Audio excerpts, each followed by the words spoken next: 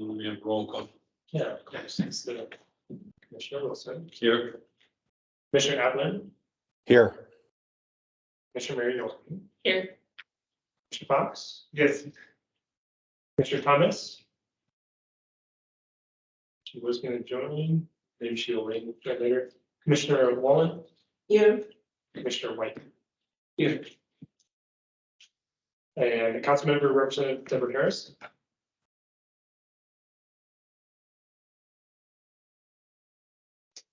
All right, land acknowledgement statement. The Flagstaff Open Spaces Commission humbly acknowledges the ancestral homelands of this area's indigenous nations and original stewards. These lands, still inhabited by native descendants, border mountains sacred to indigenous peoples. We honor them, their legacies, their traditions, and their continued contributions. We celebrate their past, present, and future generations who will forever know this place as home.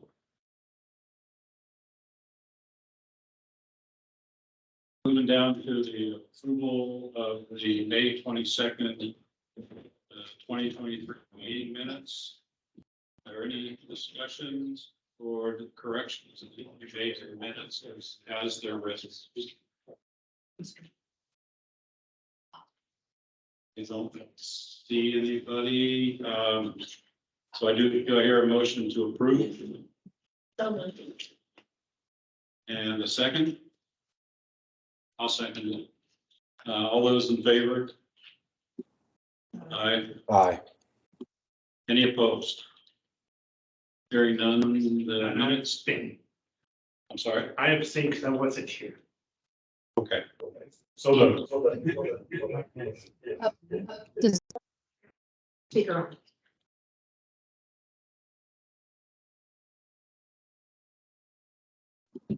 So the minutes are approved as written. Down to public participation. At this time, any member of the public may address the commission on any subject that is not scheduled before the commission on this day. The Arizona open meeting law prohibits the commission from discussing or acting on an item which is not listed on the prepared agenda. Commission members may, however, respond to criticism made by those addressing the commission, ask staff to review a matter, or ask that a matter be placed on the future agenda. To address the commission on an item that is on the agenda, please wait for the chair to call for public comment at the time the item is heard. So is there anyone here for anything that's not on the agenda for tonight? I do have one thing that I'd like to mention. I want to take the opportunity to thank Vice Chair Applin for chairing the meeting last month. I really appreciate you doing that. So thank you. You're welcome. And moving on to business items. I guess item A was not going to happen tonight. yeah, we can move that to the next agenda. Next Next month. month. Is out. Okay. All right, and then item B, the Open Spaces, Parks and Recreation Commission history. This is a informational and discussion item. Great. Thanks. Stacey, you want to start us up? Hi, everyone. For those who don't know me, I'm Stacey Bovar, your Deputy City Clerk for the City of Flagstaff. Thank you all again so much for all your participation in the commission. We really appreciate your support of the Flagstaff community and all of your advice and opinions. I'd like to start today just having Robert, Rebecca, and Amy give an overview of the formation of commissions and why they were broken out back in 2007. So I think, hi everyone, I'm Rebecca. I think I was around back then and I can give you the history that I understand. I was in Public Works where Parks and Recreation was housed, but not directly involved at the time. So what I remember is kind of by being around it. And then Amy and Robert can fill in anything that they might have heard, but You guys weren't here then, right? You weren't here yet, were you? Not yet.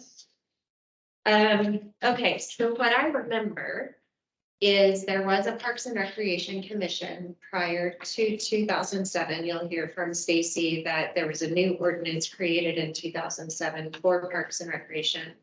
But I believe that's when we separated the two commissions into two commissions like we have today. The reason we're talking about this today is because one of our commissioners has asked for this history, and I think just an exploration of efficiencies, right? And from what I recall, the conversations back at this time, open space didn't really have a home in the city for quite a while. We had some planners that were working on it, as Nat White has informed me of where some of the open space monuments that you might see around town that are not in what we consider legally designated open space today, but we had a planner at the time working with, it sounds like, some folks from the community to identify those valuable spaces to be retained that way. So we had a planner working on open space lands. I was working with sustainability and environmental management at the time that we, somebody's on speakers. Okay. So I was working with sustainability at the time that we were asked to move forward with using the bond funds that were approved by voters to acquire Picture Canyon. So we wrote the grant with our sustainability folks to get the state parks Growing Smarter grant to combine with our dollars to buy Picture Canyon. Then we followed up after that with Observatory Mesa. So that's kind of how I know how I was involved a little bit in the open spaces information. But before that, because open space didn't really have a home, but it was important in Flagstaff, it kind of fell de facto within Parks and Recreation.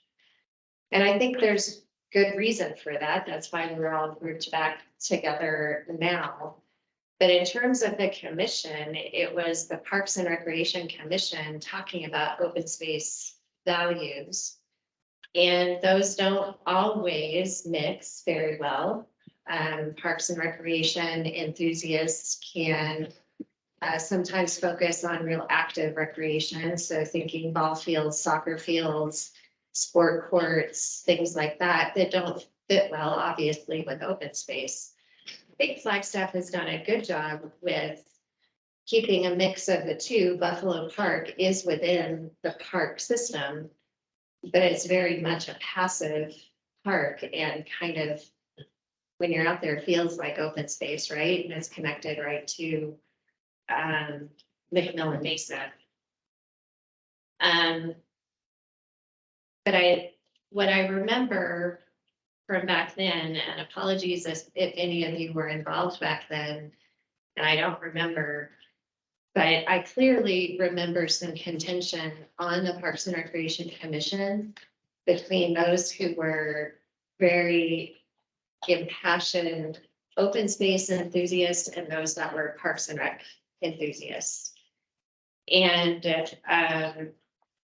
as I recall, they had some very heated conversations. I'll just be candid. And we're having trouble figuring out ways to work through it. And I think the two commissions were formed around that time because Parks and Rec really should maybe focus on traditional Parks and Rec type things that you think about.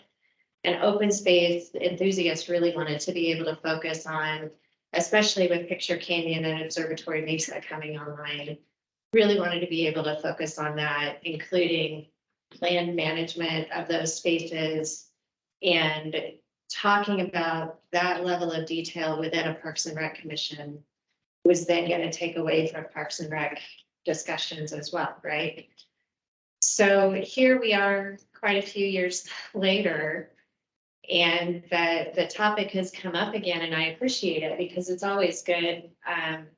And Vice Chair, I think you might have been the one that raised this discussion item. So if there's anything specific that you'd like to know, I can try to help out there. But it's my understanding that's why the two commissions were formed. So that each commission could really focus on what they felt was most important in terms of the work plan ahead of them. With that, how about we go ahead, I'll turn it back to Stacy. And she can go through the rest of the kind of what the commission is intended to do. And then Vice Chair, if you had any specific questions for me, I'm happy to address them at the end of the presentation. Great. So I might be jumping around a little bit, but as Rebecca said, there are two very different purposes of the two commissions. So I wanted to go over the Open Space Commission duties and the Park and Recreation Commission duties. So forgive me for reading off the slide here, but the Open Space Commission's duty is, of course, to advise the City Council on acquisition, preservation, and alternatives for open space land management. That's the #1 priority of the commission. The duties of the commission also include reviewing and advising the City Council on the development of an open spaces long-range management plan and policies to provide broad, long-term direction for planning and decision-making for the lands designated as urban open space management area in the urban spaces plan, that's a mouthful, of the Flagstaff area regional land use and transportation plan. I'm going to go over what the duties are of the Park and Rec Commission so you guys can compare and contrast in just a second. You also are responsible for advising the mayor and council on ways to educate and involve the community on the value, protection, and stewardship of open spaces land. Advising and assisting the mayor and council on ways to work collaboratively with other governmental entities, organizations, and departments to advance and ensure the implementation of the open spaces long-range management plan and the Flagstaff area regional land use and transportation plan. They're also responsible for advising on regional open space issues and any coalitions that may be formed in the future relative to lands designated as open spaces, and obtaining public input and participation in various programs, such as environmental education and interpretation of use, operation, and management of open spaces, and providing information concerning the goals, projects, and operations of the open space program. This can all be found in the city code as well. I'll show you guys a little bit where you can find that. Can we go actually to the next one? So we're going to talk about the Park and Recreation Commission duties, which are different, of course, than what we have here. So you all focus on open space, acquisition of open space, on how it should be intended to use, the importance of why we have open space, especially in the more urban areas. The Parks and Rec duties are different. They are recommending policy direction on city lands, structures, and facilities that are set aside or should be set aside for things that are dedicated to recreational purposes, including but not limited to parks, swimming pools, playgrounds, playing and sports fields, and golf courses. Scope of activities of the commission shall also include policy direction activities involving recreational and cultural pursuits of the elderly and the young, and to otherwise employ in constructive some manner leisure time of citizens.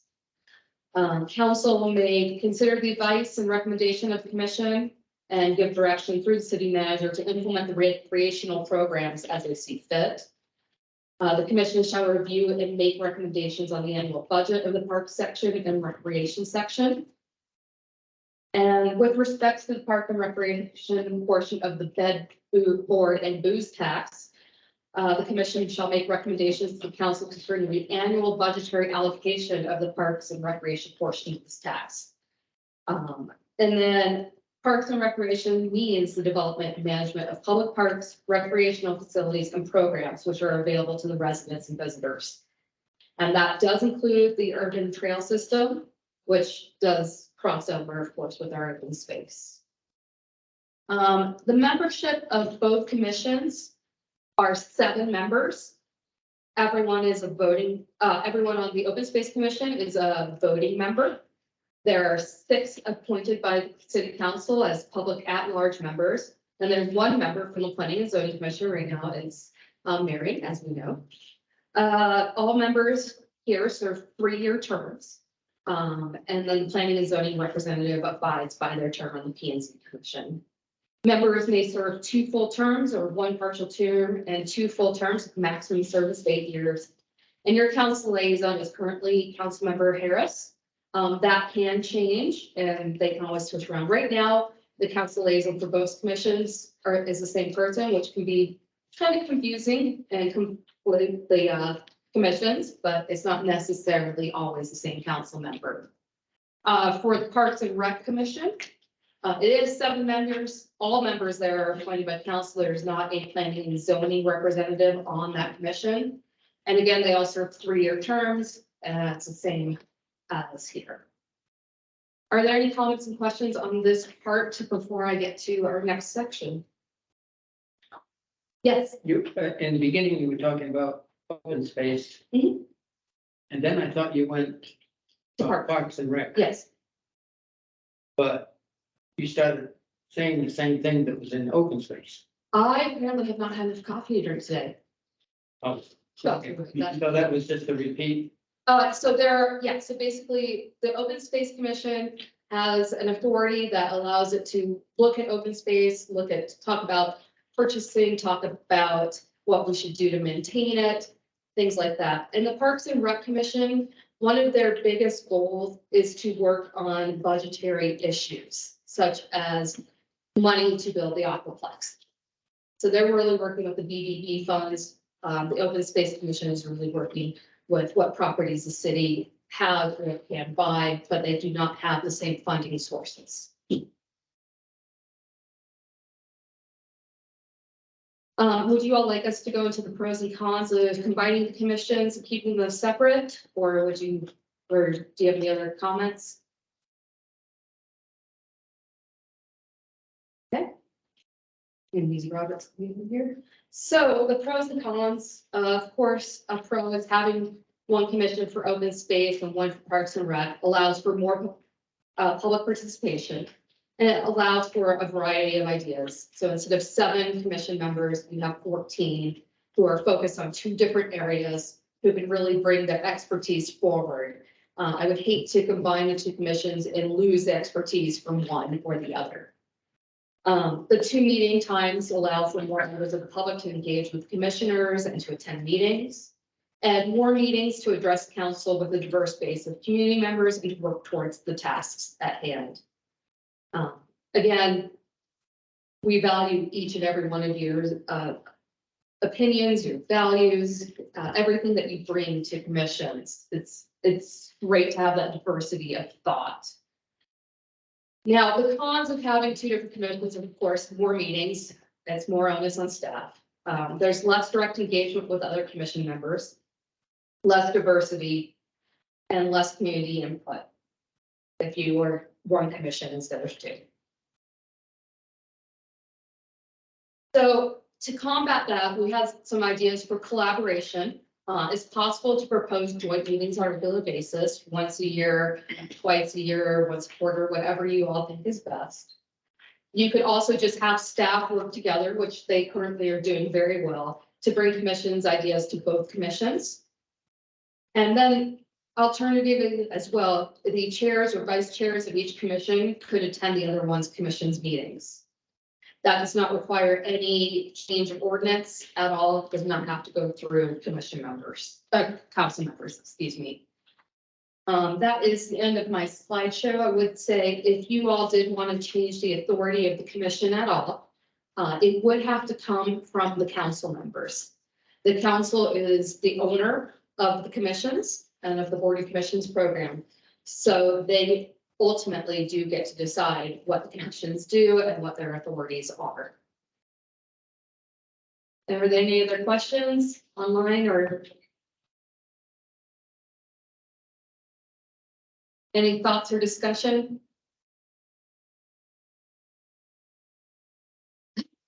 I believe that the pro and con. on both sides exactly the same. So, I don't know whether that's really in terms of combining it will be really just more powerful. The thing that I'm coming from. Yes. Open space, yes, we are meeting, we have to say proposal, whatever. But we don't have really the funding in terms of what we are going to say in terms of proposal in that way. And part and rec, that's really just have it more. So I don't know what to say in terms of have that. So speaking to the power of the commission, I think that if you all had something that you really wanted to move forward and there were two commissions saying, we both support this idea, that would be more powerful to council than one commission saying, we suggest this, in that manner. And I also think that council has assigned you all these tasks. So if you come forward and say, open space really believes this is our suggestion, this is our direction. This is our advice, that council will take that seriously and move forward with it as well. So I don't think combining commissions would make for a more powerful voice, if that makes sense. Again, mostly because they are two separate authorities and two focus areas that are different. Sometimes there will be overlap, which is why I suggest potentially having joint meetings or having the chairs come to each other's meetings. Those are my two major suggestions.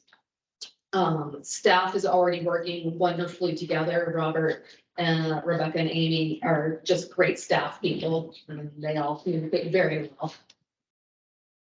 So I really feel that, from my personal perspective, that the two commissions are stronger than one commission. In order to have the two commissions combined as one commission, the authorities would need to be completely rewritten. It would need, of course, come from council, so you would speak to Councilmember Harris about this and say, hey, the commissions really feel this way. It would have to be a joint decision from both commissions, of course, to move forward if that was something that you all were interested in. A question on how the BB is allocated. So right now, the budgetary decisions are made through Parks and Rec.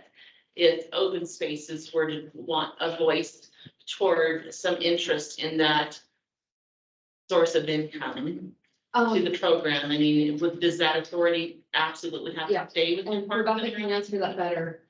Yeah, so that's actually the exact question that I've been working with our legal team on.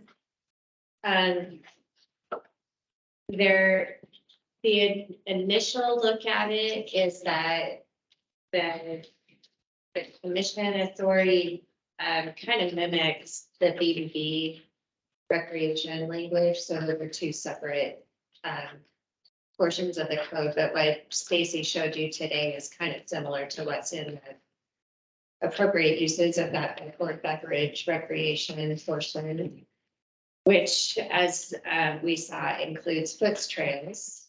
And so it's not too much of a stretch to think that we maybe could recommend to council use of some BBB recreation funds for trails, which open space has plenty of.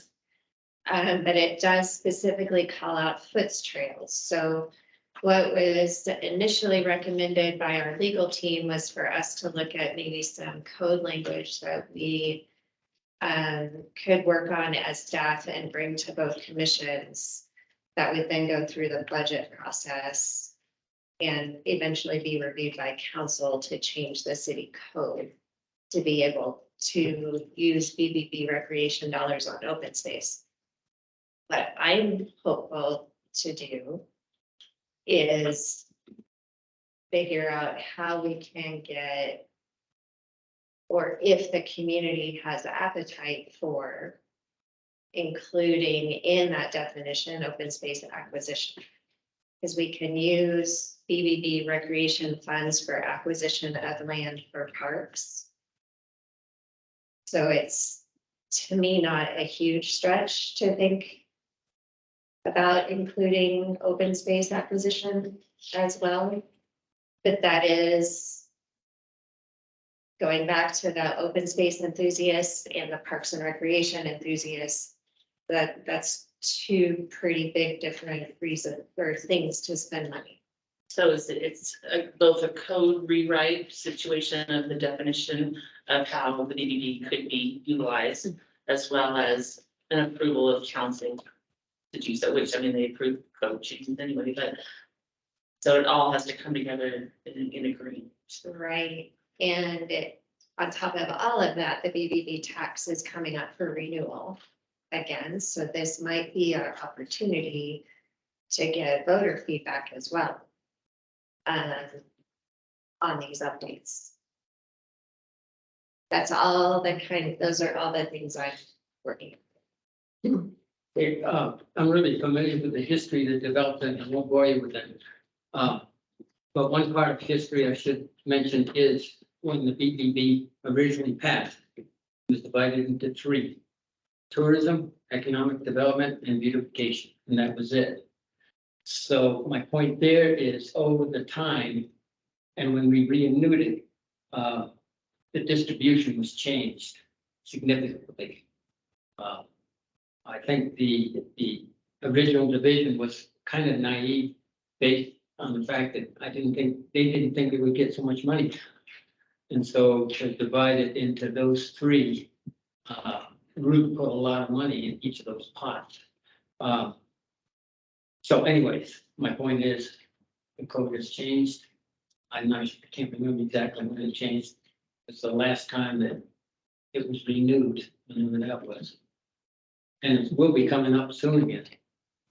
So So, it currently expires in 2028. We plan to bring it back to the voters in 2024. We can only go every 2 years for a general election of this kind. If we go in 2024 and it fails, then we have another opportunity in 2026. so that's something quite important if we're looking for a little bit more division. The second point I'd like to make, and that's based on history too, but I won't go into that, is that I agree, there was a strong feeling back then, it started in 96 or so, that open space really had to have its own subject, theme, commission, and all of that. And it wasn't until 2007 that it happened. And that happened both through the community, going way back, Buffalo Park Initiative was the first real indication that we're losing open space. But then that was a theme all the way through, and the greenways thing in the 90s that Ursula did was again focused on open space. And finally, there was a city council that really supported open space too, that formed this separate commission from Parks and Rec, and the reasons, some of the differences there, I sense, but I wasn't part of it. I don't remember that. Okay, I just remember that, yes, well, so my 2 points are, and I didn't know this, 2024, maybe this is something we should be thinking about.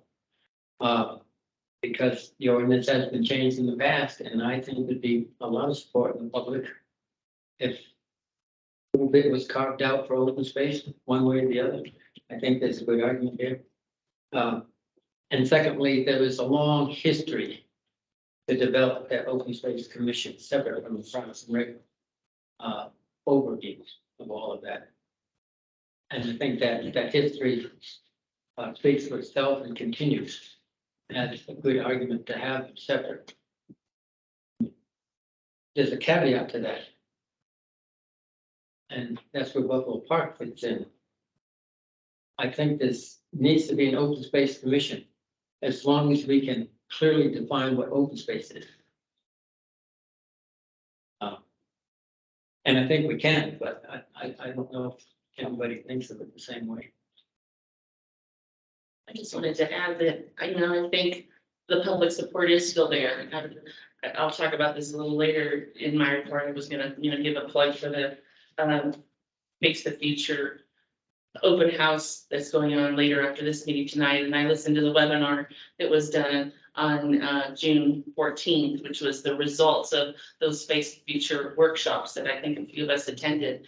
And so the 6 big things that came out of it, one of them was support for open space and preservation of our natural environment. So, you know, I think what, like 300 people or so participated in those workshops, and for that to still come out as one of the top 6 points, I think shows that there's still a lot of public support for open space.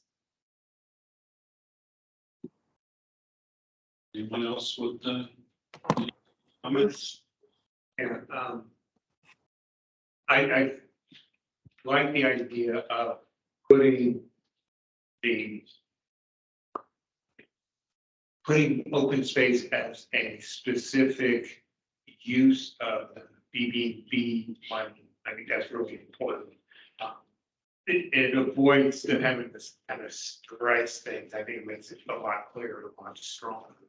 And number 2 is a question of if indeed open space is written in and money is allocated to it, who would be responsible on staff for stewarding those funds? You know, it's overall the city council, the city manager, but who would run the budget? You mean like the BBB funds, if there's a portion allocated to open space?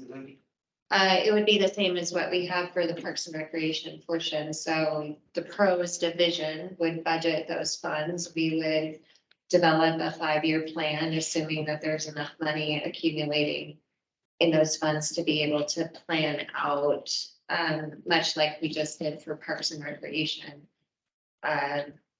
And so it would be staff, and then that would be included and you all would have input into that before we submitted it to the city manager for review, and then it would be included in the city manager's recommended budget to city council, which just got approved last week. So it would go through that process. So it would be staff in combination with the commission, but we would do the initial work and recommendations and planning out the 5-year plan, 5 to 10-year plan and use of those funds. And then you guys would review it, tweak it, and we would submit it as part of our annual budget process. That would be a separate process from rec.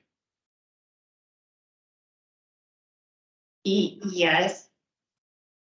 Especially if it is carved out in the BBB allocation to be its own funding source.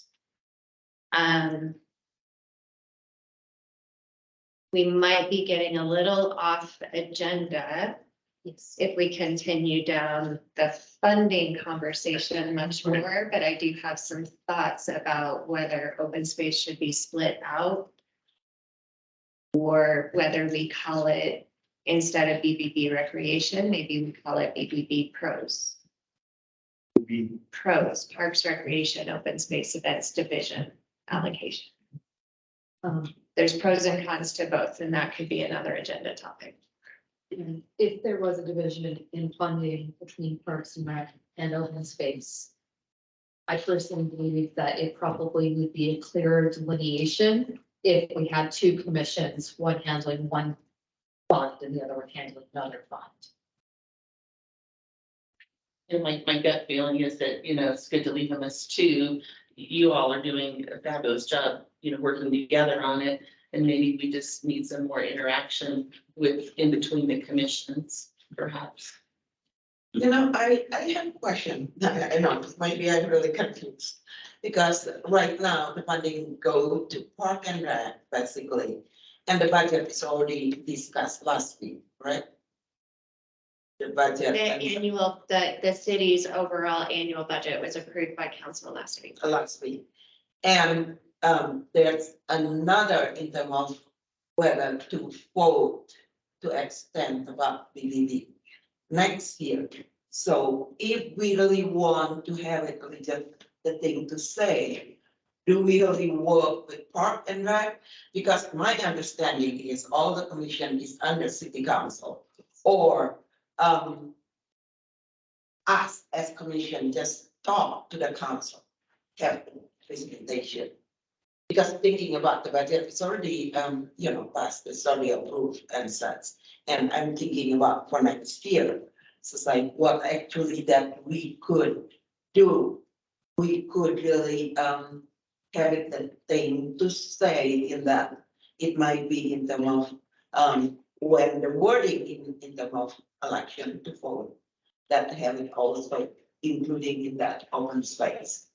And what if that will be the case, what we are going to do?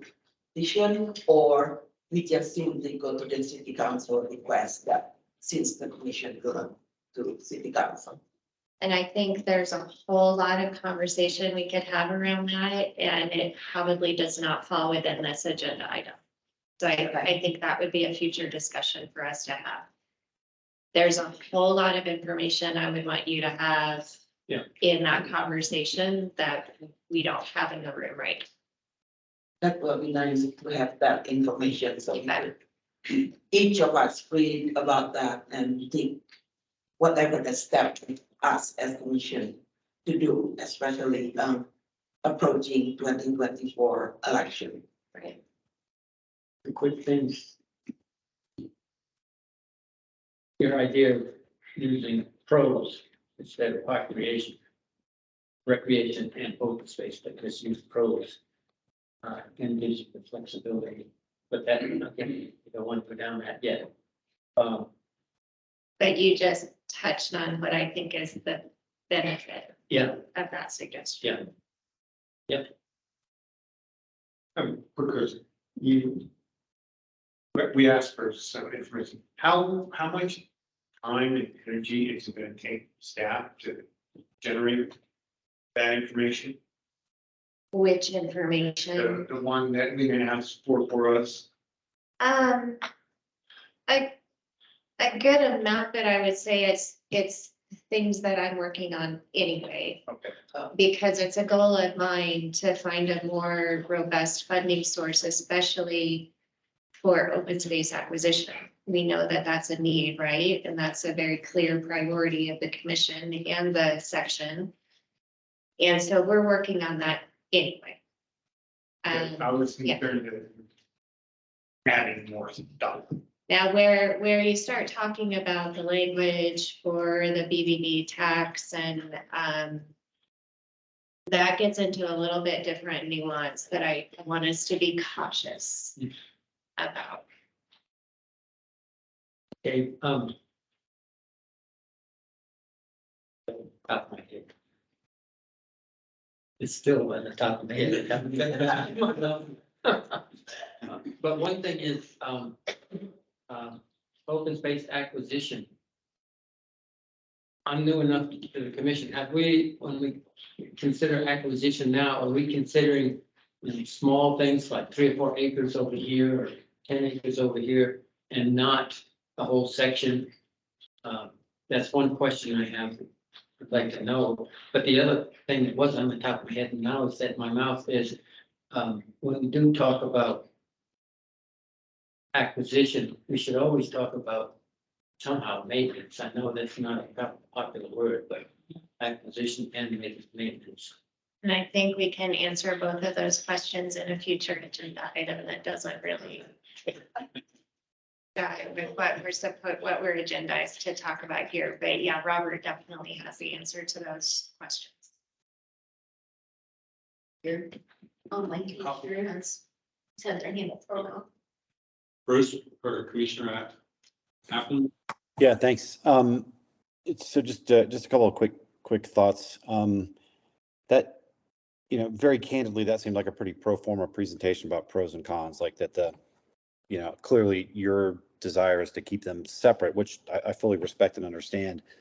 My perspective on this was that integration and less like some de-silification is probably would gain us more efficiencies than multiple separate groups. And I was just struck with that thought when we were doing the strategic planning and we were talking about budgeting and we were talking about some of the issues that are attached to this the BBB tax and other forms of revenue and open space's potential inability to tap into some of that stuff. But more importantly, it just felt like we were conducting our strategy session in a vacuum without the kind of integration that I think would better serve the citizens. So I personally am always going to vote for less bureaucracy and more consolidation and more cross-functional work. Totally understand, everybody's point here. I don't think it's an issue of, like somebody brought up about support for open space. I'm talking specifically about the commissions, not about like the public support of open space or whatever. So anyway, I just wanted to note those. I appreciate you taking the time to walk us through that. I had no idea about the history. That was very, very illuminating and detailed. So thank you very much for that. But that's where my original question came from, was from the strategy piece and how I just personally felt like we were a little bit doing that in a vacuum. So Commissioner Applin, I think from the clerk's perspective is right now, the commissions have very, very different authorities when you get down to it. Of course, they're both dealing with recreational opportunities in a lot of ways, because we use our open space as recreational opportunities in Flagstaff. But there's a very definitive line between open space and preservation of open space in an urban setting versus recreational opportunities. And that's where the clerk's office is coming from. That's my main point with this presentation. Maybe it did not come across as well as I thought it would. But the authorities of commissions are really where the clerk's office is sticking right now. Again, these are council's commissions. If they did want to look at the authorities of these two commissions and say, what are the parallels between them? Does it make sense to have these as one commission instead of separate commissions? Of course, we would go that way. But that can only be a council decision. The commissions are welcome to suggest it to council if that is what they would like to do. But from my perspective, there are very different authorities, two very different purposes for these commissions. So it's not really a bureaucratic overlay or anything like that. It's more just two very unique and specific ideas for both commissions. They both should be focused on something different, even if it is similar.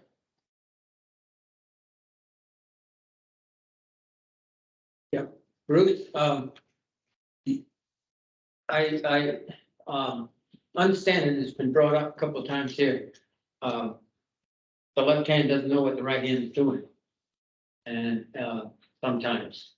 And so I think there's been a grain of thought about how we can be more connected to the rec commission and their strategic plan and their discussion. Sometimes reading the strategic plan isn't the same as listening to the discussion that developed it. As been pointed out, the staff, Robert and Rebecca and the other folks work closely with the other side. I don't mean that in a bad way, with the rec folks, and they can bring concerns to the commission and vice versa from open space to them, or alert us to things, but it might be more directly active to have commission liaison, two commission liaisons, so to speak, but that's more time too, and that speaks to your point of this, a lot more time, but I think there is a feeling here, I think, that we should know, we should share our ideas a little bit more than we do, I guess. So additionally, that's why from the clerk's office, we did suggest either joint meetings that are held on a regular basis or the commission's liaisons between each other. I would like to point out additionally for staff working together that we do hold a quarterly staff liaison meeting for all of the board and commission staff liaisons. So your ideas, we really try and focus on spreading on what each commission is doing and seeing that there are any parallels where commissions should work together as well. And it's from a staff point. Yeah, from staff. Not the council liaison, No, staff. staff liaisons. If I could make an introduction that we probably should have done in the beginning. This right here is Amy Hagan. She is our Assistant Parks and Recreation Director, so all Parks and Recreation lies within her realm, and here she is listening. And here to provide whatever support. Did you say anything mean about Parks and Nothing. Oh, And then just to reiterate again, the cross pollination, if you will, to use that term for us. I'm the director of all of it. So I think even just the combination of open space and parks and rec that happened a few years ago. And now that we're our own division, like we're it, like you're looking at our leadership team right here. So in terms of staff being on the same page, like there are still some things that might slip through the cracks, but Robert and Amy and I meet weekly, once a month. We also meet with additional parks and recreation staff that are at manager levels, so, and events as well. So I think we're doing an okay job on keeping each other informed of what's going on, including at the commission level. Any other comments? I have a quick question. Does the So- Parks and Rec Commission have a strategic plan? Their own, or they don't? That's what I remember. was Yeah, that we the say commission they was really only one- don't, and certainly not one as robust as this commission's strategic.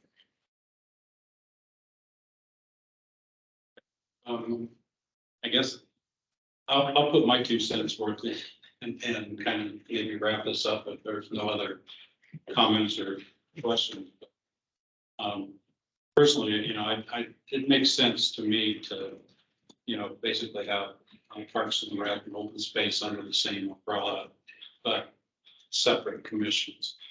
And I really feel that if you combine the commissions, you end up diluting the focus of both. Where, we can focus on the open space, they can focus on Parks and Rec. And I think that's a good thing. Combining them, I think you would lose a lot. That's my personal feeling. And also personally, I'm fine with going to the Parks and Recs meeting, every once a month, and maybe we could do a 5-minute thing like we do for planning and zoning.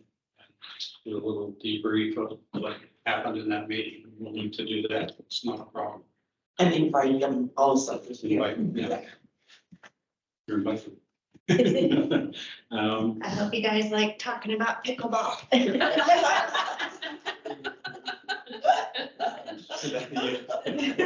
Not unprotected open space. But, so in that regard, maybe we'll suggest a joint meeting once a year, twice a year, or whatever, but I think that would be a good idea as well, so.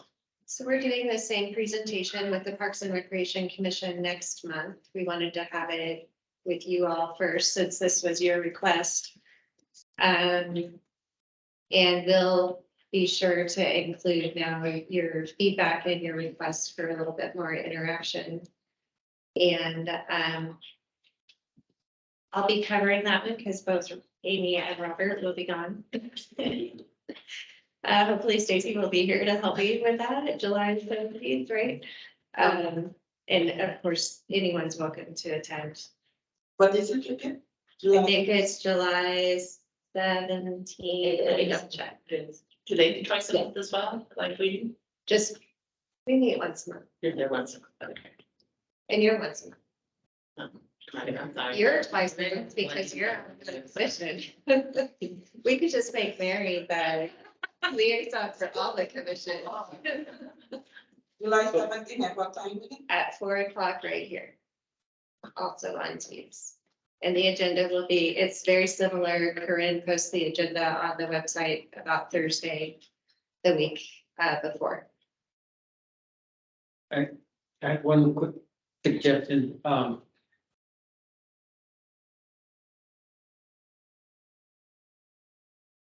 The discussion in my mind started kind of nebulous.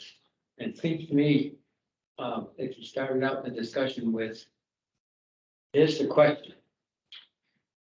The Parks and Rec and Open Space, two commissions, should they be under the umbrella the way they are now, under one direction? Or should they be combined into this one unit? I think there's three things. So are we talking about possibly bringing this to a vote at some point in the future as far as the commission itself? And we've done all this discussion and we do have our slight differences on what we believe, but is this an agenda item that we would need to make a decision on in the future? I wasn't thinking so. I think we have pretty clear consensus, if you will. It's not a vote, but it's consensus. You know, we have one commissioner who's thinking about it a little bit differently. We may have the same thing within Parks and Rec, but the consensus that I'm picking up here is we continue as we are, but definitely work on the funding piece and have those separate conversations. Including the BBB tax as a future conversation. And we'll see what Parks and Rec decides to think, but I've also heard that we have some commissioners that are interested in at least in attending or listening in on Parks and Rec and reporting back. I'm sure that would be welcomed. And if we wanted to make that even a little bit more structured, we can add that to the agenda, or we could even go so far as establishing liaisons if that's what the commission would like to do. It kind of formally, but informally. I mean, you can always have it be formal that you have a commission liaison to the other commission. That can be formal, that can just be one of your rules of procedure, that doesn't need to go in ordinance. It doesn't need to be included in membership. It does not. It can definitely just be one of the rules of procedure for synergy. The only reason that you might want to add that to an ordinance is to ensure that it's continuation of it and that the person that's appointed to the liaison position is required to be at those meetings. This can be an experiment right now. Yes. So for example, the council liaisons are not codified. So I don't think you need to codify it.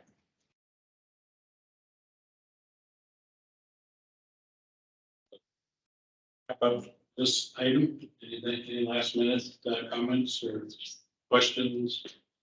Mr. Appleton? Yes. Yeah, nothing. Then we'll move on down to item C, which is the open spaces zoning code terms. It's also a city staff informational and discussion item. Thanks, Good Commissioner. evening. We have a few people from folks from community development. Good evening, Commission. Can everyone hear me okay? Yes.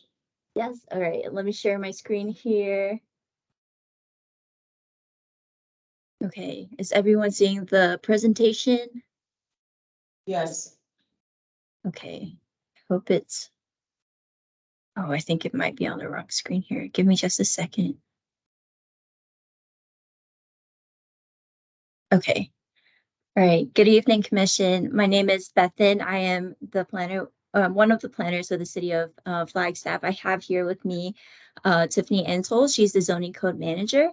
And tonight, this is an informational item that we will open to discussion after, but we have a short presentation before we go into the discussion. So tonight, this item is on the open space designation within the zoning code. So within the city of Flagstaff zoning code, we have 3 different types of open spaces that are defined in the definitions portion of the city of Flagstaff zoning code. So the first one is open space, And then the second is common open space. And third is private open space. Now, the reason why you are seeing this presentation tonight is because there's a lack of consistency within the Flagstaff zoning code. And these terms are used interchangeably within the zoning code as open space. So for example, common open space may be referred to in the text, but instead of saying common open space, it just refers to it as open space. So as mentioned before, the term open space is used interchangeably within the zoning code, although there are three very different definitions. Now, this is a potential cause for confusion because firstly, ownership and maintenance of the different types of open space will fall to different parties depending on if it's common open space or private open space. And secondly, there are specific development standards for common open space as well as private open space, whereas open space falls within the Open Space Commission's purview. So we've included this table here that kind of breaks down each of the definitions to what type of area it's referring to, the specification of that, the purpose of each of those open spaces, and as well as the purview. So starting with open space, the area specification for open space is undeveloped space or area. This is what this commission is familiar with. Now, common open space, the area specification for this type of open space is the open space within a development. And for private open space, the area specification is for the open space that's designated for each unit. Now, moving on to purpose, open space. The purpose of open space is to maintain or enhance the conservation of natural or scenic resources. Again, something you guys are familiar with. And I just want to mention this is pulled from the definition that we have in code for open space, common open space, and private open space. But going back to common open space, and the purpose of common open space is for the use and enjoyment of all owners and occupants within a development. For private open space, it refers to outdoor yard areas, patios, decks, balconies, essentially describing use that's designated for personal use for each of the units and the tenants of the units. So moving on to purview for open space, that's where pros comes in. They are the ones that open space refers to, whereas in the zoning code, common open space and private open space falls to planning and zoning. So I have here some visual examples of each of the three definitions. So we have here common open space. I've underlined the very essential parts of the definition. So firstly, as I've mentioned before, within a development and also for the use and enjoyment of all owners and occupants. So you can see here Presidio and the Pines. Here is a common open space area for all the residents of that neighborhood. And then we have here a different type of neighborhood, Butterfield Apartments, which is on Solier Avenue. Here's a common open space for that neighborhood as well. So here's an example of private open space. Again, the important parts of this definition, it's private open areas required for each unit. So this can include yard areas. I don't have a visual example of that, but just think of a lot within a subdivision. The yard area is considered private open space for that resident, and it includes patios, decks, and balconies. So I have an example here, Aspen Place at Sawmill. These balconies are considered a private open space for that unit. Okay, lastly, open space. So this is the open space that we're familiar with, undeveloped space or area. Typically what we think of when we think of open space, great natural scenic beauty. And really the purpose of it is to maintain or enhance the conservation of natural or scenic resources. So we have here Observatory Mesa, the natural area, as well as Picture Canyon. So I wanted to give a little bit of an example of where we see that inconsistency and how we refer to these open space terminologies within the code, how it may be problematic. So the first example here is from section 104030 030. It's from the residential code. in the building form and property development standard. In a footnote, it references common open space, but as we read through the paragraph, it leads down to in quote open space. And for the reader, this is problematic because it's confusing. If they were to refer to the definition at the end of the code to clarify what this footnote is talking about, which is a very common exercise that we as planners do, it can be very confusing as to what is being asked for. So here's another example. This is miscellaneous requirements for the MR and HR zones. So again, planners, us as planners, we go into the minutia of the code and make sure that we are hitting every single requirement. But it refers to common open space within the zone. And then as you read down through the table, it switches to open space and it goes down to private open space, which it very well may be asking for private space, but that is why it's so important to specify what type of open space is being required. So the last example I have here is under affordable housing incentives. So this is the portion of code that allows for adjustments of property development standards as an incentive. And it lists here different design requirements. So it lists building form, building placement, building type, encroachment frontage types, as well as other design requirements. And open space is one of them, but it is the open space that PROS is in charge of. And so for us, when we read it, it's a little bit ambiguous as to what it's asking for. Is this asking for common open space or private open space? So kind of bringing it full circle, why you're seeing this presentation, this is what staff is proposing. We want to clarify what type of open space is being referred to in the zoning code. We also want to rename the type of open space within the zoning code just to make it much more clear for the reader as well as the planners. So what we are proposing is to keep open space as open space, keep it simple.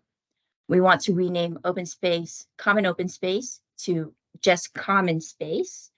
Rename private open space to private space. Again, this is open for discussion after this presentation, so it doesn't have to be common space and private space. So down the road, we will replace the terms with new terminology in the definition portion as well as throughout the code.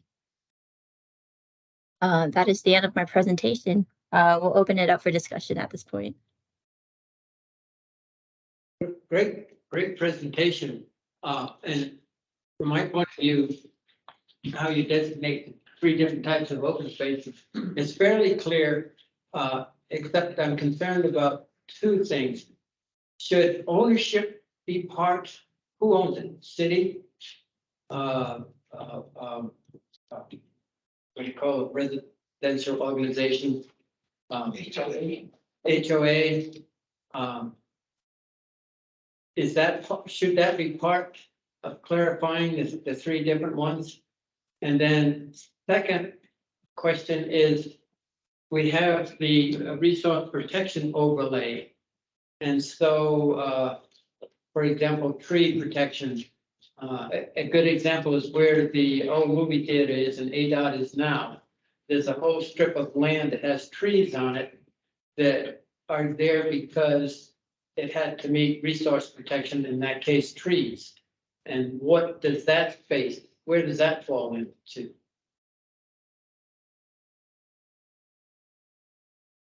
So, hi, Nat, this is Tiffany Ansell. I wholeheartedly understand your point about ownership as part of the definitions, and we can work to try to clarify that in the definitions. You know, open space, I don't know that we necessarily want to limit that larger open space to just the city of Flagstaff. And so maybe you can give us some more feedback on if you're thinking that larger level of open space needs to only be the city of Flagstaff. But generally, and I think as PROS leadership would generally agree with us, that common open space and private open space are specifically owned by HOAs. We try to make these spaces when reasonable, open to the public through access easements and the like, but making it very clear that the maintenance of these properties is private. And I believe that PRO's leadership would be in agreement with that, but a good discussion on that would be great. In terms of the resource protection overlay, it's a whole different set of standards. So when we work with the developer, they have to meet the common open space requirements or private open space requirements in addition to meeting the resource protection overlay. We're also in the background, just so you know, working on a code revision that would incentivize, especially subdivisions, specifically subdivisions, to orient their resources on their open space tracks, rather than trying to focus resource preservation on individual subdivision lots. But that could be a story for a different day. And we're happy to come back with that proposed text amendment as that one moves forward as well.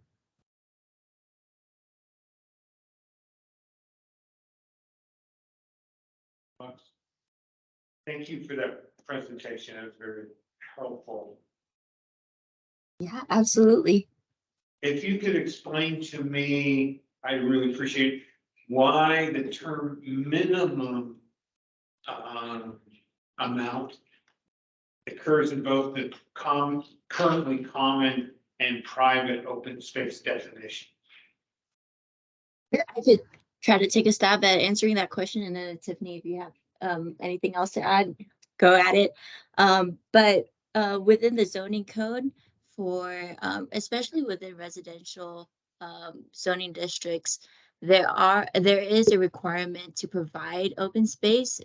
Part of that is to retain the natural character of the land, but also to have those breathing spaces within each of the developments. And so and that's why that's there. In terms of where it's allocated, again, common open space is shared, whereas private open space is for the individual lot or unit, and it differs depending on which zoning district it is. Yeah, I mean, the point for us is almost everything we do in terms of the zoning code is either a minimum or a maximum. So when we're working with the developer, we want to be very clear. We don't want to be ambiguous in terms of this feels like the right amount of open space. So we set very clear standards in terms of minimums and maximums.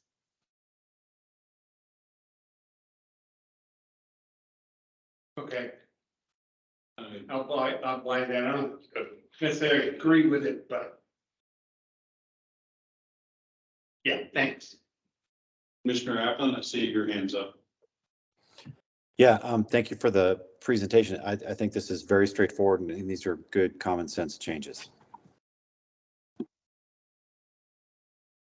I just had a couple of question and a comment. I was wondering, like, when you're shortening the definitions, you know, later on in the code, when it just becomes common space or private space, will that ever sort of degrade itself in its definition to be ambiguous later on? Would it, I know it would now become a 3-word term, but, you know, would it be beneficial to keep it as common open space and private open space as that is the term, that 3-word definition be the term?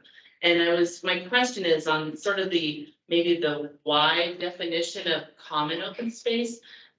Does that mean, you know, it seems to encompass everything within a development that could be, you know, a pool and spa for the use of the occupants, to a community garden, to trees that are remaining. And I'm assuming, like the example that Nat gave of the ADOT property, you know, there's trees there, but that's common open space. It just, I'm wondering if there's issues with that wide definition of common open space. Hi, Mary. This is Tiffany. I wanted to first start with your first one, which is about shortening the definitions. I think, you know, overall, staff doesn't have a problem with the term common open space. This was actually a suggestion brought forward to us by PROs probably several years ago. And one of the primary reasons why is its staff and its planning staff. We use the term interchangeably. We keep dropping the common. And so part of this is about not degrading the term, is about keeping the term very clear and distinct and separating one from another. So in this case, part of this code amendment is to make it more clear, but it's also to train staff to not intertwine the two. And you can see several places in the code where we do it. And we also do it in our terminology when we present. I recently had this experience when I went to meet with the pros director about a staff report I was working on, and I was confusing her when I was talking about open space. So, you know, for that, it's probably our goal is not to degrade the purpose of that term, but to separate. So I don't know if that helps or not. And maybe common space isn't the right term. We're looking for suggestions if that seems to get too far away from that sort of open space feel or idea. And then, Yeah, go ahead. and then the definition. So the space that, so open space is not required on commercial development. So what you see as resource protection in like an ADOT or the Harkins property, that's not what we as staff refer to as common open space. When we're working with a development site in the MR or HR zone, or a development that's using the planned residential development, which could fall in a commercial zone, but is really a residential development, the requirement is that 15% of that total site area be preserved as open space. Knowing all of the things that a developer has to work with, we allow them to include some of their landscape areas and their setbacks in that open space calculation. Those alone will not meet that 15% with what those setbacks are. But I just wanted to make it clear that that common open space and that private open space are really something you're seeing in the residential development and residential development requirements. And it absolutely can overlap resource protection. It is actually preferred in a lot of ways in residential development for resource protection to fall in those open space tracts so that individual homeowners aren't, or property owners aren't having to deal with those individual resources themselves. I can't tell you how often I will get a call from an angry homeowner who would like to cut down a tree and can't because it's a resource protection tree, didn't understand that when they bought the property. So there is really, we are trying to get to that place where incentivizing the larger blocks of resource protection occurring in larger open space areas rather than on the individual homeowner lots. Overall, it works better for the resources and for the folks living in the community. But we are open to suggestions on either of these. That's just the reasoning behind what we do, what we currently do. No, thanks. That explains it. So the common open space really only applies to residential, and like the example that Nat gave, that really doesn't have a term. What the trees that are left there was just what was the resource protection. It's not necessarily considered by staff or anyone else common open space per se. It's just there. Yes. Okay, thank you. I'd like to follow Bruce's direct answer to the question. Yeah, I like those three definitions.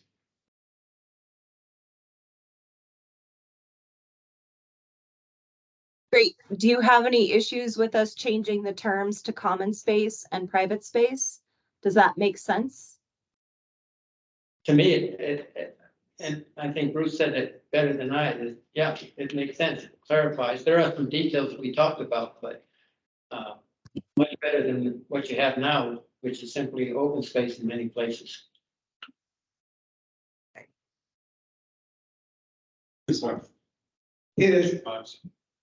the requirements for private open space, are those portable?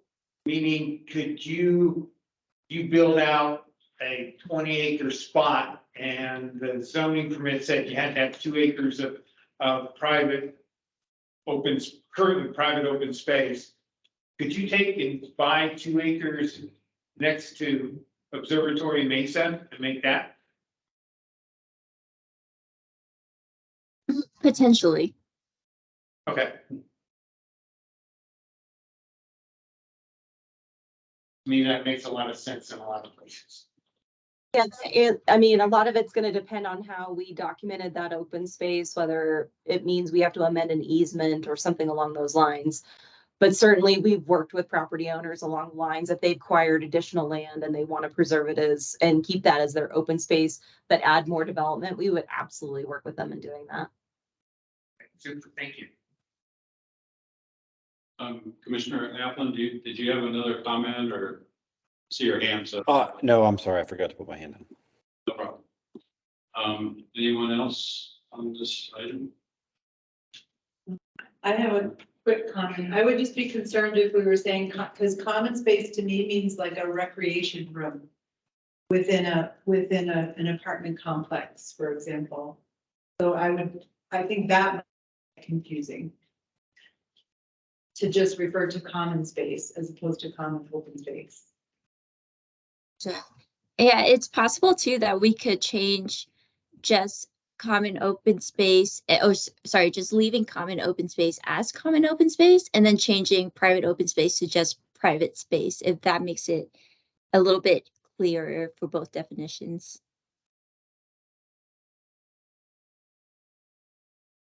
I just wanted to say thanks so much for the work that you guys have done considering this and helping to bring clarity to this issue. I really appreciate it.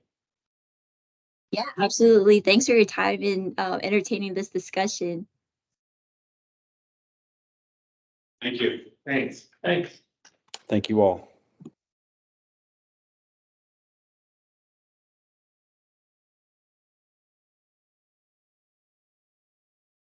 Right, so I guess we're ready to tackle the strategic plan again.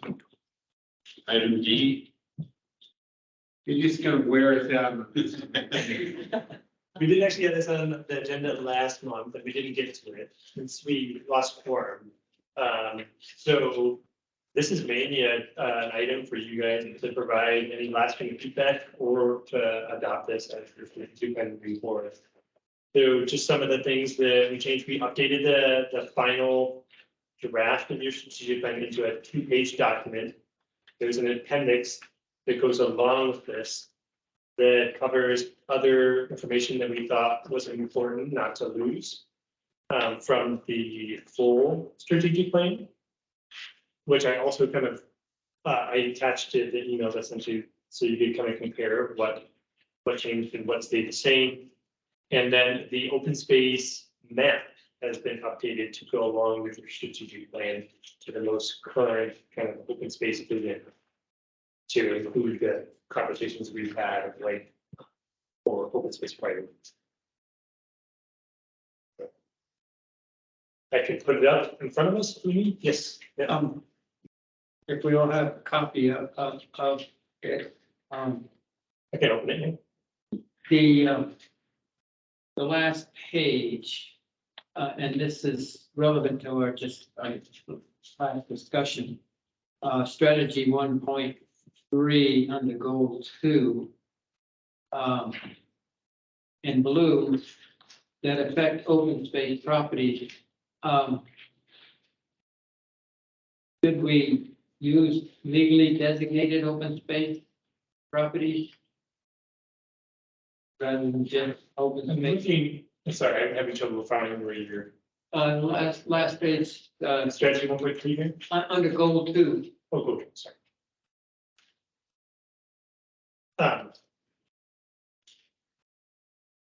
Strategy 1.3 under goal 2. Let's go one. Hold Strategy one. on. Nice.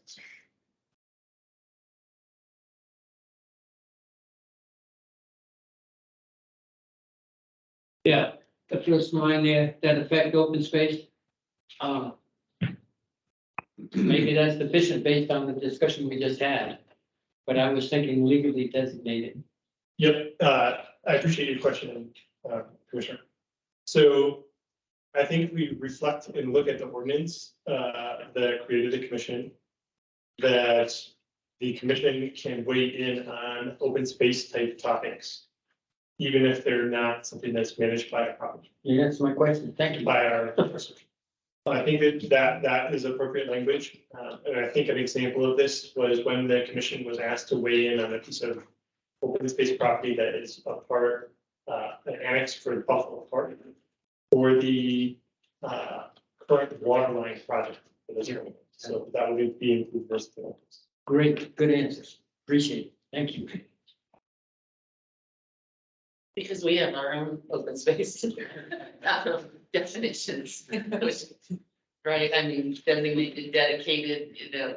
Yes, yeah, and that's one category that we didn't really talk about with the last topic.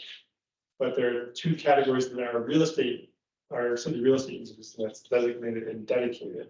Right. Designated being something that our section of managed and dedicated, which is something that's set aside during the development process that might be under ownership of the city or might be under ownership of the developer. And that's where these stats definitions come in and cover that even further. Yeah, So- it gets even more.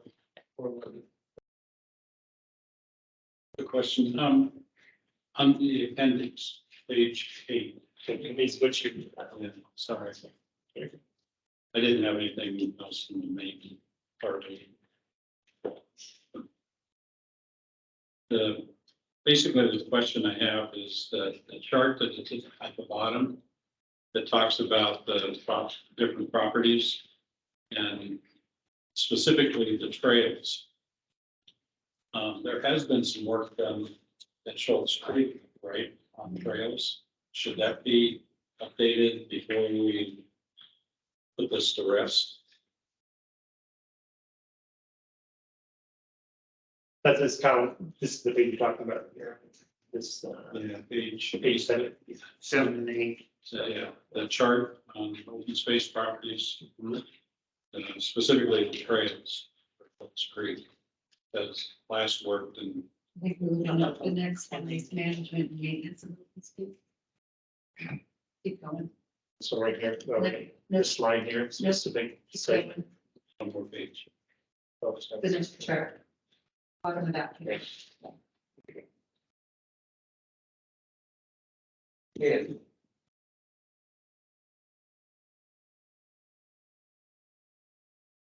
And in the document right now, I changed it to 2020. All right. Yes. And We should probably change it to 2023. Yeah.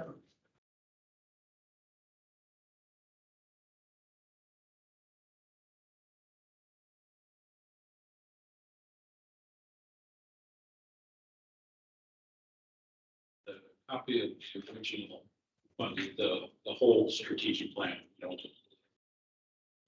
from 6/21. You said, the updated one, should that still, have 6/21 or should that be updated to 6/23? The original one, Well, the one that you attached with the, packet. Like maybe the packet. the original like full-fledged strategic plan was last approved a couple of years ago, and that was updated. So we did not really update that original one. We have it in our files. We need to reference in the future. Okay. And we've taken that kind of multi-page plan and condensed it into 2 pages with an appendix. So we weren't gonna provide any updates to the original. So it'll still carry the 6/21 date. Yeah, and then if we needed to reference it, we should. Are there any other comments, questions about this?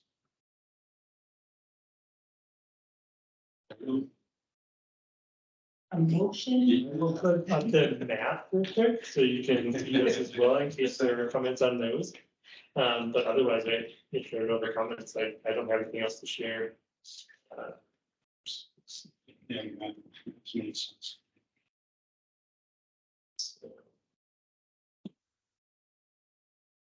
So Robert, when you said a question about the map, so when you said this was updated, does it now reflect some of those leftover properties that were of consideration for the bond maps? I know this is a very, more generalized map.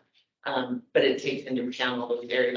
I was kind of trying to cross-reference it myself. I kind of came to the conclusion that it's all covered, you know, at a sort of a higher level overview. Is that? Yes, this is the old version I have up here. This is the newer version that when we talked about the 2004 bond properties, that we updated with Martin's assistance. Okay. And so that should include the open space priorities in a general type format, as you can see on this map. Not specifically, such as like identifying specific parcels. I think that there is still work to be done, as we get down the road to even further refine this, but I think this is the most updated version we have at this point. So that's my question. You want us to vote on this now? And I'm willing to vote on it. I've been involved long enough to really get the strategic plan detailed in my head. So I'm willing to vote on it, but my question is, can we correct it? And can we correct it on a regular basis? Does it have to wait for 1 year or whatever? There's no set time for the updating the commission's strategic plan. We tend to look at it on a year, or sometimes it turns out to be every other. So I think there is room to update this. I don't think this is anything that's set in stone. So I don't see any issues with that. This will be upon like adoption. I did plan on sharing this map with our partners in community development. Kind of give them a better idea of what the vision is that the commission is focused on, and that our section supports as well. And so I think that there's the capability for them to utilize this when they're talking to. But I think that when we are working on creating our master plan for our section, that there'll be some work that has to be done about doing this map. So in other words, could be amended as we go, as we need to do. Yeah, the commission strategic plans are working on. This will definitely give us a starting point, you know, or a foundation to go forward, you know. And you say it's a living document, change that we need to, sure. Good. And I just kind of just trying to clarify, that's sort of in my mind. I almost feel like this more generalized map maybe might become the map that's in our master plan, and our strategic plan gets more detailed maps that identify those areas that we listed on our strategic plan that are our priority areas. Would that be a correct assumption? I think that, yes, I think that is probably somewhat true. Like, we would want something in between for our master plan, not super specific, that talks about general area, and that kind of gives us some flexibility as opportunities present themselves. And then, you know, we could internally, probably for our section, our strategic plan, we have more specifics that we would be working towards and can help us. That plan. Thanks. Any other questions, comments? Anything that you wanted to mention, Robin, or you? I would entertain a motion to approve the strategic plan, including the appendix, as was amended in that chart. So move. And do I hear a second? Second. All those in favor? Aye. Aye. Any opposed? The strategic plan is approved as amended. Thank you. Good job.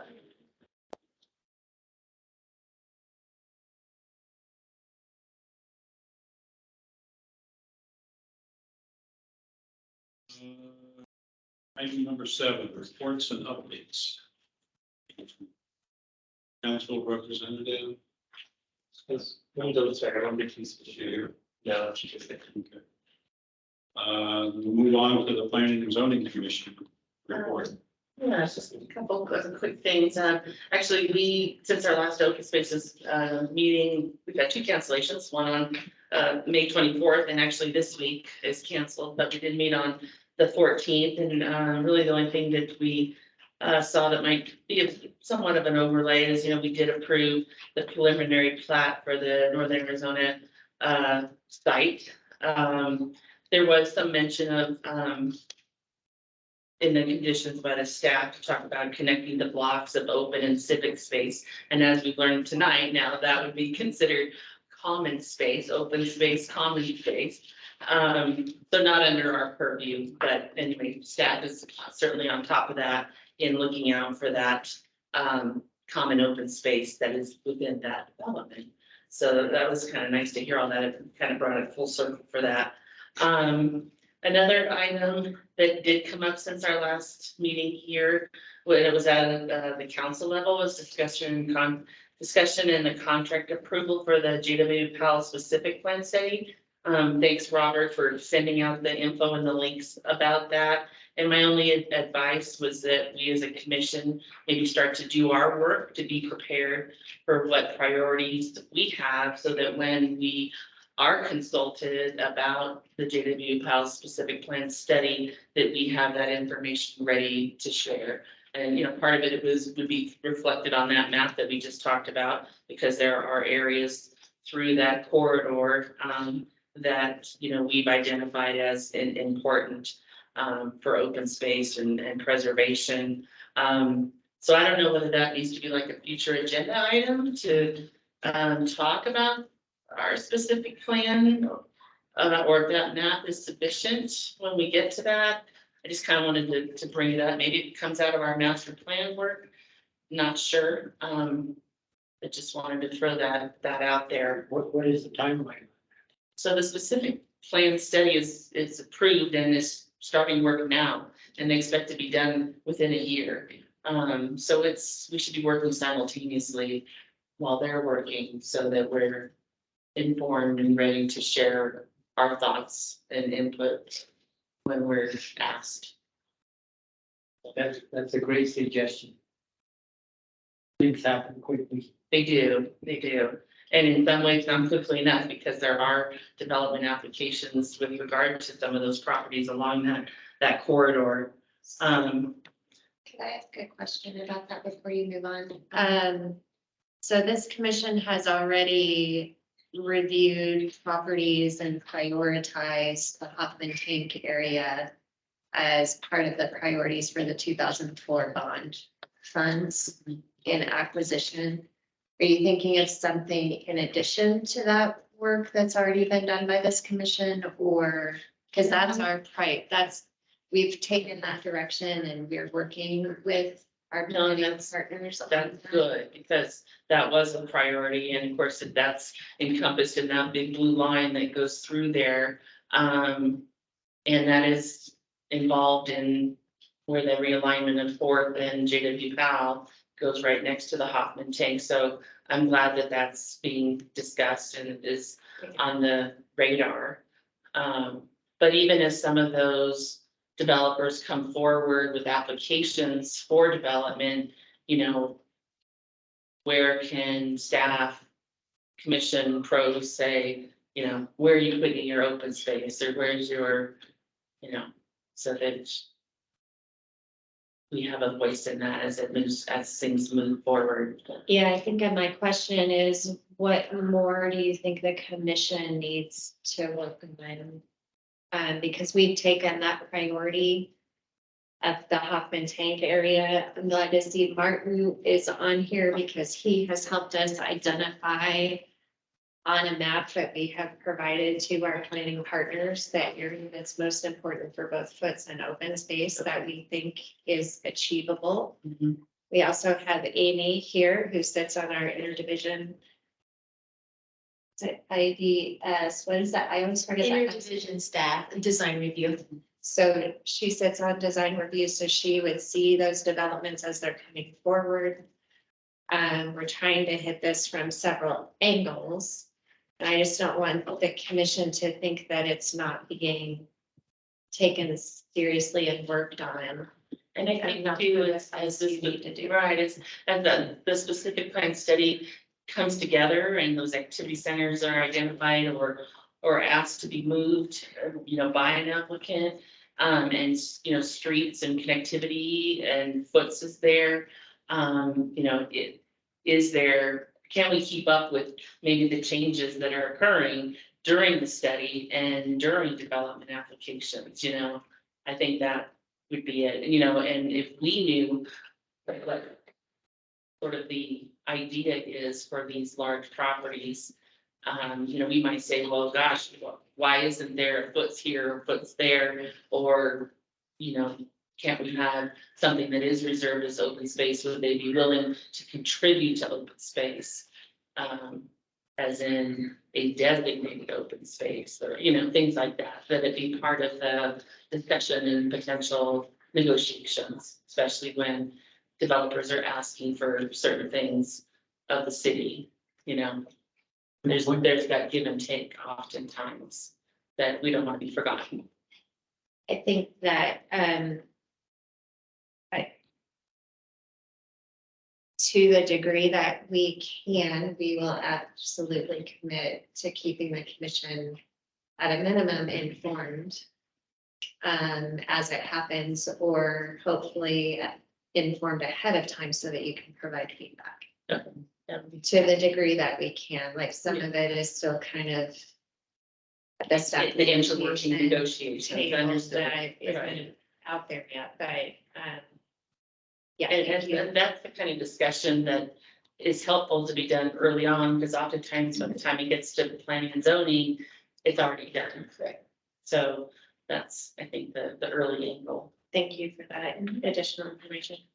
And then, just I mentioned this earlier, just about the Face the Future workshops that was being done for the regional plan, and just, I was really encouraged after seeing the results that were presented at the webinar, which I think will be presented tonight at the open house at City Hall. If you're interested in going, it's from 6 to 7:30. But there was just, it kind of fell into three primary topics of growth, transportation, and land protection. And state and federal forest land and open space still came up as a coveted resource of what makes Flagstaff attractive. That was on one of the slides in the webinar. And this came from both sides. It came from what they were calling the growth ideas, which were the things that came forward out of the workshops from the public, but it also came from the growth principles on the staff side. And both recognized that preserving natural areas with high ecological values was important. And I was encouraged by that. And I was encouraged by, just the input that the public gave, that there was, not only that recognition of open space and preserving land and such, but they also, recognize that we have outfill areas in the county, Belmont and Kachina and Dover Park, and that, they need transportation, and they're important to this big regional plan too. And like the city can't be everything to everybody. And I was encouraged that the public, it recognized that, oftentimes you hear about, oh, no sprawl or no outfill, but people recognize that those are necessary areas and that they need like rural activity centers and transportation. Of course, there was still a focus on the infill of downtown and the legacy NUH campus, should that move forward. And also on the JW Powell corridor was specifically named, and the NIH site, that people acknowledge that the urbanization of those greenfield sites, which you see as greenfield because they're forested properties, but they're private properties ready for development, that they recognize that they will be developed and they're willing to accept a relative amount of density in those areas, but also, having mixed use and open space in them. So, and obviously, but focusing on 4th Street and the east side, but I was just, like I said, impressed with the overall scope that the public contributed, just seeing that we can do many things at one time to accommodate growth and still keep our priorities that make Flagstaff special, on top. And that was all I had to share. Question, Robert, where can I go to bring me up to speed as far as the Powell development area? There's probably several places, but maybe you can just send them to me. Just send me some links that I can just, I think maybe the last council update on that might be a good place to start. I think I did send that out to the commission. Yeah, the email that you sent had the council update. There's also a webpage specifically dedicated to the JW Powell corridor on the city website. I'll resend that email, there, and I think that would be a good place to start. That'd be great. Once, for me, once they go below the scroll, I disappear. Just All right, guess next up is the open space management report. Thanks, yeah, I think the main item that I wanted to update you all on is the Observatory Visit Trail Plan public meeting. We had a meeting here on the 14th. I know some of you came to participate in that. And Bruce, thanks so much for participating as far as like helping us put that on. That was great. We had like 40 to 50 people turn out for that. It was a decent amount. And there was another community meeting that same evening, so I think that we didn't get maybe as big a turnout as we would have otherwise, but had some great comments, some good discussions, and lots of feedback on the plan. So the comment period is open through July 16th. There's a 40-day public comment period, so people can still make comments if they're interested. The easiest way to do that is through that survey, since it compiles like the data somewhat for us. But they can also send emails directly to me if they'd rather have that. And then we will revise the plan. We'll assess the data and then we'll revise the plan accordingly. And then we will have one final public outreach period to hopefully get to a final draft that we could take forward. That's my one update, but still me and Sarah want to share anything, please. Sure. about that meeting, one thing that struck me is that people were nice. It was a very civilized meeting. People weren't yelling and screaming, calling each other idiots, those kinds of things. So it was, I think, productive, but also very civil. Yeah, if you haven't had a chance to provide us feedback yet, just Google Flagstaff Community Forum. It's the city that our item is still open.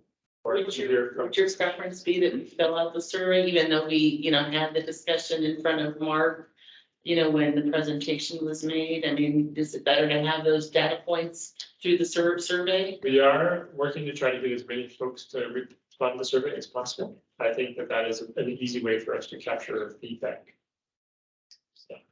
so if you reply twice, does it count twice? You guys weighed in as a commission, and now you can weigh in as an individual.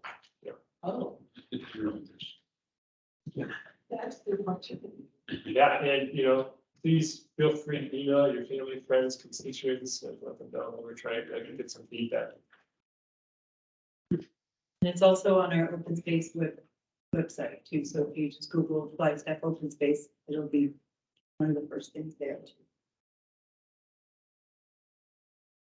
Just to add on to that, so that this commission is aware, Mark from SDR, who is Robert's consulting partner on that trail plan, they did present at the Parks and Recreation Commission. One week ago, my gosh. So in terms of sharing the same information, just wanted you to know that they do have that information as well. All right. Jim? And we've been doing a fair amount of trail restoration work at Picture Canyon with lots and lots of volunteer groups.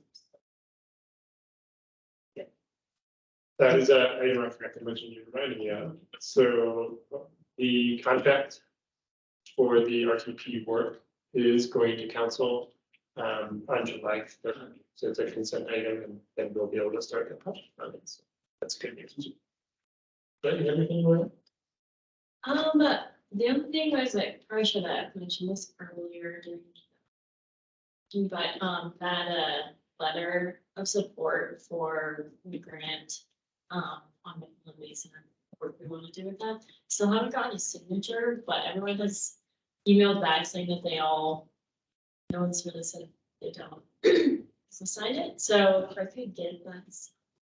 Now that I'm back from town. Okay, do you need me to forward it to you again? Yeah, that might be a good idea. Okay, I'll do that. Thank you.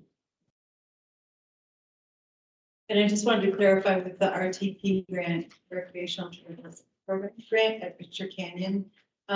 So the contractor will do a lot of the work on the trails, but there's also a 10% match of volunteer time too. So I've been taking volunteers out there before, like while I have them, to get some of that match done. Who's the contractor? It's Conservation Legacy and their subgroup in town is the Arizona Conservation Board. Oh, okay.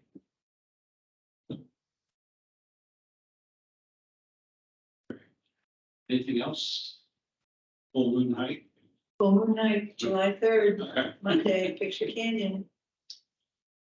All right. Unless you're at the council meeting for the contract. It's at 7. Or other Full moon topics. night to go with That that. sure will be. Midnight. Down to item number 8, informational items to and from commissioners, and staff. Do you have anything? Share? Sure, yeah, I think the only thing I have to share was that you've all been receiving our pros newsletter, and that kind of tells a little bit about what we're doing and also the rest of pros. So hopefully that is some good information for you. We used to do like a monthly report, and that is kind of taking the place of that report, but I've talked with some of you and we talked a bit about like how we can make sure to keep the commissioners updated on like things that have come up in the past. And I think that report had a section like that. I was thinking about just sticking it into my topic notes for these meetings. And that way you have those. So you can kind of check the status of some of the projects that we're working on that we've talked about here. And then if you see them, you want to put that on a future agenda or something like that, you want to assess the group and see if that's something of interest. We can always put like one of those items on the future agenda for follow up for a follow-up discussion. So that's my only two for. I appreciate the photos and the newsletter. That's cool to see the trail work down in Schultz. Yeah, so that, I'm sorry, I guess that. So go ahead, finish your. That was, I was gonna mention that in the future agenda items if we wanted to have a future public for next month. I was just gonna mention the council update. Yes, thank you. I think we briefly mentioned that maybe during the last meeting. But there is the option, I think, to provide a council update in October about what the commission's been doing and working on. If you all are interested in that, we'd be happy to support you in helping to create a presentation. Then all of you can go talk in front of the council if you'd like, or you can select somebody to do that. So it's still on the agenda. That I think I put on the future agenda items to talk about, yes. I was under informational items too. Thank you. I will put it in the future agenda. It is, it's the under future agenda item as well. Oh, yes, yes. Yeah. So we can, I put it on there for August, you can start talking about it then. Or if we Want to start talking about it while we do our field trip? We can do that. Talk about what items want to update council on, and we'll start putting a presentation together, so maybe we can talk about that during our August meeting. If that's something that interests me, so I thought that that was maybe what we thought was the direction. And goes right into the potential future agenda items. Just one note on that pros newsletter, note that that does also go to city council as part of the city manager's report.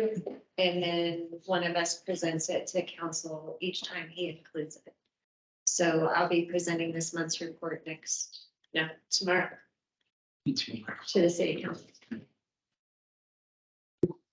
Thanks about that. Yeah, that's good for us to all to know. So if there's something that we really like to get in front of city council, we can try to put it in that newsletter.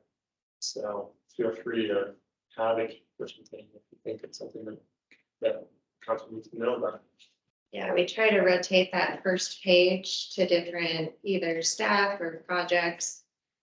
So the June report or newsletter having the focus of the Observatory Mesa Trail Plan, because that's like a huge thing that the division's working on right now.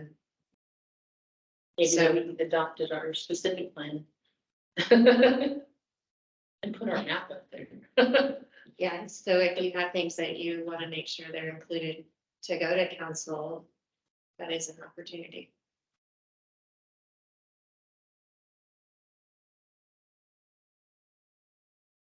I think the more times that we can get in front of council, and reminding them of our work here on open space and the better off we are. We don't always have our, council liaison with us, so I think, it falls to us to make ourselves seen. But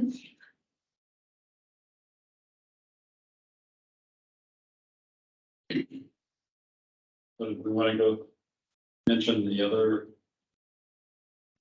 future agenda items that are on the list coming up. Sure, I can mention this real quick. So if you're all up and available, up for it, we could go out to the Shoal Creek detention basins next month to see the trail connector that we now established. We worked with the Flagstaff Planning Organization and the Forest Service and lots of volunteers that came out for National Trail Day. And then the Forest Service also had like at least a dozen employees. And we helped establish a connection essentially from where the staging area is located, where the detention basins across the detention basins to the existing trail system. And yeah, you can just go out and take a look and you can kind of see how the property allows access. And then while we're out there, if we like, we can talk a little about this council update as well. I don't think we have anything else on the agenda, so we can just kind of have kind of leisurely visit them for our trail there. So, and then I have a few items for August. There's the Observatory Mesa Trail Plan will come back to you. We're hoping to have the data tabulated from the public review. We're looking for probably the commission to weigh in on some feedback from the community. This might be on some of the more tenuous topics in the trail plan, such as single-use trails and e-bikes. So if you haven't already read the trail plan, you'll probably want to do that for this discussion. And then we can talk about the council update then as well. We'll put the presentation together for that. And then we have a presentation from Sun Corridor Trail Potential Partnership, which is like a longer trail system that could be implemented utilizing Flagstaff as one of those towns that the trail comes through. And that we had a very brief meeting with this gal that could incorporate some of the Observatory Mesa trail system in that, something like an Ursula trail, almost like a longer trail system. We'll have a brief presentation of that. That's it. Is it called Sun Corridor? This Sun Corridor. corridor. So is that a multi-state kind of a thing, or is it just in Arizona? Yeah, it would, is that Tucson, I think, to Las Vegas, Nevada, is that right? I think Mexico to Mexico to Las Vegas. And not near the Arizona trail, so be more on, I suppose, the western side of some of the larger cities of Tucson and Phoenix. And be more of a urban route instead of a backcountry route. You might. Quite possibly. With pickleball courts along the way.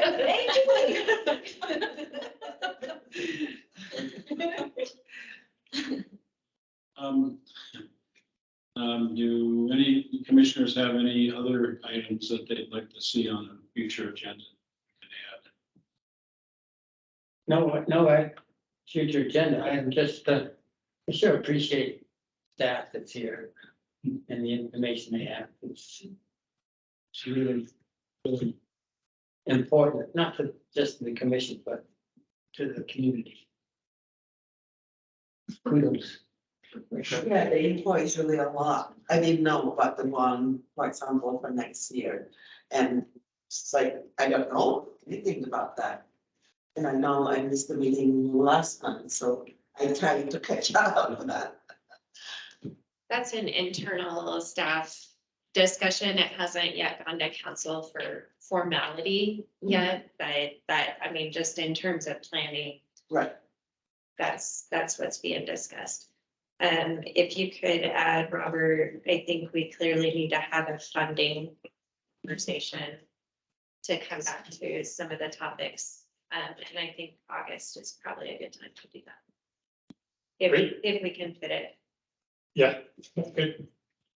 Yeah, I captured that and from earlier discussion, putting the future agenda items.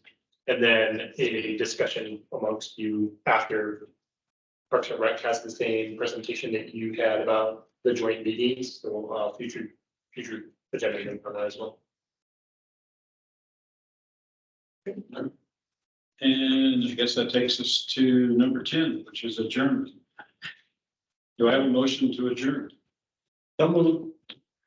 Second, I second. and all those in favor? Aye.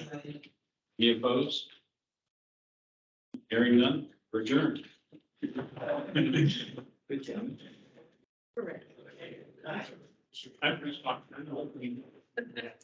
No, I'm sorry, last month, I got all.